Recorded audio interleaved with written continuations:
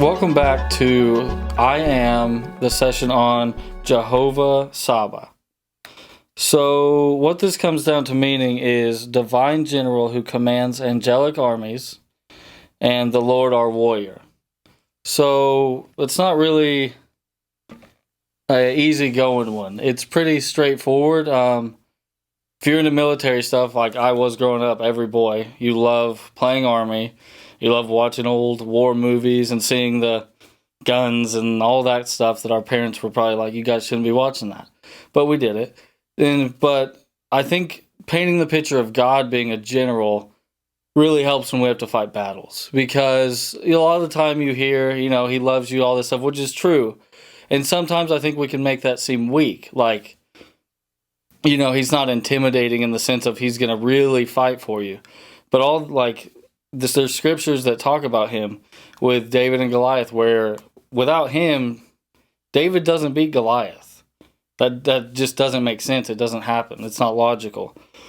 But with him, he's able to. So we're going to talk about some generals from over time to paint a contrast between the divine general and human generals. And there's some comparisons to be made that are reasonable, but a lot of the times you'll see where human generals fail, it comes down to ego and pride and self-driven desires to be the best and to, just gain power.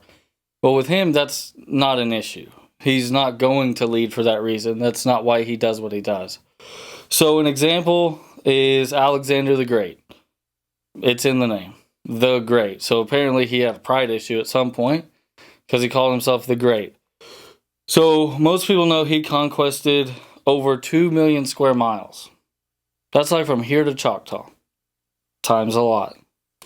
So that's pretty impressive. He brought Greek culture just all over the Middle East and that part of the world. George S. Patton led the Third Army, 80,000 square miles. That's how much he captured. That's a lot. That's impressive. He also had a massive attitude problem. He was a jerk. Douglas MacArthur served in World War I, II, and the Korean War and earned a Medal of Honor. And yet he was taken out of power because of insubordination. So there's flaws in character that humans possess. Even humans that accomplished great things that changed the world forever. Because without these men, who knows what the world looks like? It's going to look different than it does now. But they all kind of fell from grace because of character flaws and being driven by lust for power and things like that. But the divine general, that's not a problem. He doesn't do anything to gain power. He's all powerful. He's not about conquering, swaths of land, or taking resources, or building up a repertoire of what he's done and just looking good for everybody.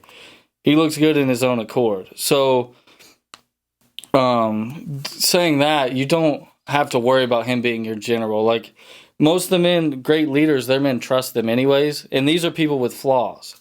So all these great human leaders that conquered all this stuff and did that, they had loyal followers that would follow them to death for a cause greater than themselves because they were motivated by a great leader. So the Lord's not interested in conquering physical things. He's interested in conquering hearts, okay? So he's leading us in that. If you see him as that, it makes your battles easier. But he's not just a general that's setting up miles away from a battlefield in a castle just looking at you planning strategy. Yes, he plans and he sets plans in motion, but he is on that field with you because it says he is the Lord our warrior. So he's not just saying, hey, Morgan, I have a plan for you, this great strategy I put together. Go do it. The battle's all yours. No, he's going to be right there with me fighting more so than I have to fight. So you're not left on that battlefield to do somebody else's bidding in a sense. He's going to back up his own word with himself. So then we think of generals, we think of war, because that's what they're there for most of the time. But there's a quote that says, what nations need are generals who lead campaigns that win wars, and in peacetime, generals who can prepare for the next war. So whether you're in a battle that you realize right now you're not, the divine general is always building you up for the next battle, because there's going to be battles. Until the day you leave the earth, there's going to be battles, because That's just how it is, to put it frankly. There's no getting away from it. But generals don't just show up when it's time to fight. They don't just sit around on the couch for decades, and then when something kicks off, they're like, oh, time to get in there. Why? Because if that happened, their army loses, because there's no training, there's no building up.